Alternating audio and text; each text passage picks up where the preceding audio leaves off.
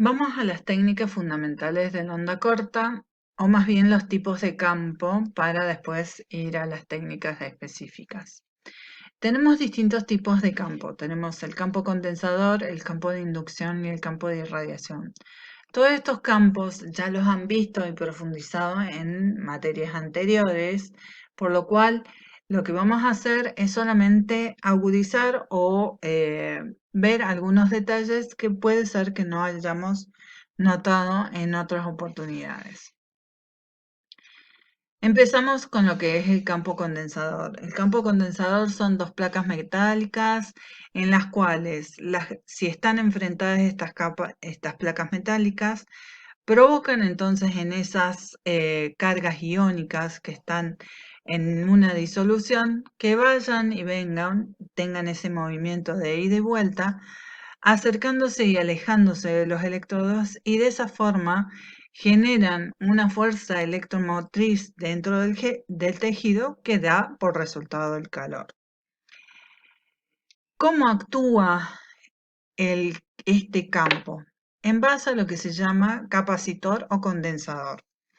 ¿Y qué es un condensador? Es un componente eléctrico que almacena energía eléctrica para ser utilizada por un circuito en un momento adecuado. Por ejemplo, en un circuito, el condensador lo que tiene es que al empezar a circular la corriente, llega al condensador, se carga completamente, y cuando se carga completo, recién da un golpe, por así decirlo, de corriente para que salga todo bruscamente. Es como que se amplificaría la acción de esta corriente que se ha venido acumulando en este capacitor o condensador. Está compuesto básicamente por un par de armaduras separadas por un material aislante que se llama dieléctrico.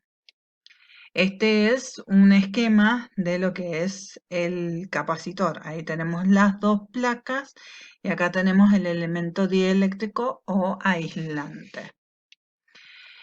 Lo vamos a comparar con el cuerpo humano. En este caso tenemos los dos electrodos, estos son los que van a brindar la corriente y este va a ser nuestro elemento eléctrico.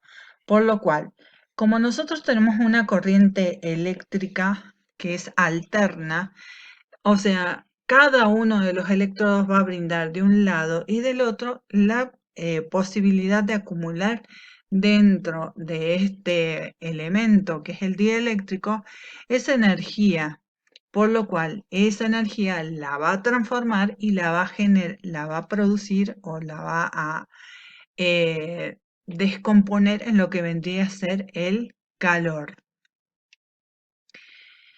¿Qué sucede entonces? Por ejemplo, en el caso de cuando esta energía de alta frecuencia circula por los tejidos y tenemos cargas iónicas positivas y negativas, según como están los electrodos, por ejemplo, en este caso uno es negativo y el otro positivo, las positivas se van a acercar a este y las negativas a este. Pero como tiene un cambio reversible por ser una corriente alterna, después, en un segundo momento, estas mismas cargas van a ir hacia un lado y hacia el otro. Entonces, este es el movimiento iónico que genera calor en la que nosotros hablamos de corriente de conducción. Acá tenemos el tema del caso de las moléculas bipolares. En el caso de las moléculas bipolares, acá ustedes pueden ver que ambas tienen dos polos. Entonces, ¿qué se hace? Una rotación de los dipolos que facilita la polarización. Entonces, en un momento se orientan hacia un lado y en otro momento se orientan hacia el otro lado. Eso entonces, esa oscilación y roce va a producir entonces el calentamiento de los tejidos. En el caso que tenemos átomos específicamente, no iones, sino átomos, lo que se va a producir es una distorsión. Esta distorsión va a hacer que en un momento el núcleo se sienta atraído por la placa negativa y las órbitas, que son las que contienen a los electrones, por la parte positiva y así al revés. Entonces, la distorsión molecular del átomo y las moléculas eléctricamente neutras están influenciadas por los electrones de sus órbitas, ¿sí?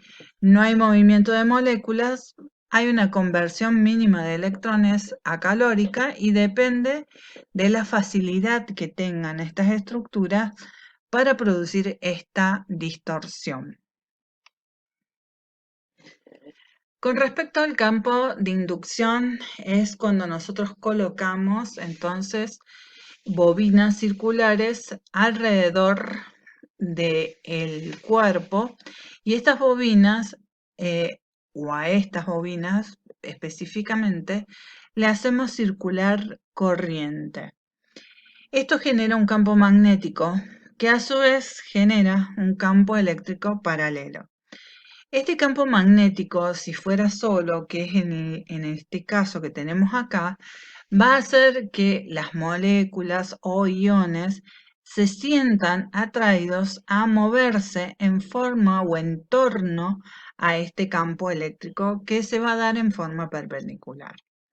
Si nosotros colocamos dos bobinas, como en este caso, ¿qué es lo que va a pasar? Los iones se van a movilizar también, pero lo van a hacer en forma perpendicular a la dirección del campo. Finalmente tenemos el campo de irradiación. Este se basa en emitir o irradiar ondas electromagnéticas que al alcanzar al organismo, este las absorbe y produce o genera turbulencias electromagnéticas que toma o agarra a los iones de las disoluciones orgánicas. Entonces, al generar estas turbulencias, generan de por sí calor. Acá tenemos la instrumentación. Estos son distintos aparatos de onda corta. Como ustedes pueden ver, son bastante simples. La mayoría ¿de qué consta? Consta de un potenciómetro, que con ese vamos a medir por así decirlo, la intensidad o la potencia que le vamos a aplicar al paciente. Un timer, ¿sí?, que nos va a servir para medir el tiempo, que esas eran las dos variables que habíamos deducido de la ley de Joule. La sintonía, que era la que nos iba a permitir que los dos circuitos oscilaran con la misma frecuencia, tanto el corporal como el que produce el aparato. Y también algún dispositivo, que en este caso es una perilla, que me lleva desde la modalidad continuada, ¿sí?, de la corriente a las diferencias que diferentes frecuencias que puede llegar a tener la corriente cuando es pulsada. Entonces, ¿cuáles van a ser las variables operativas? La modalidad, la potencia, el tiempo y la sintonía.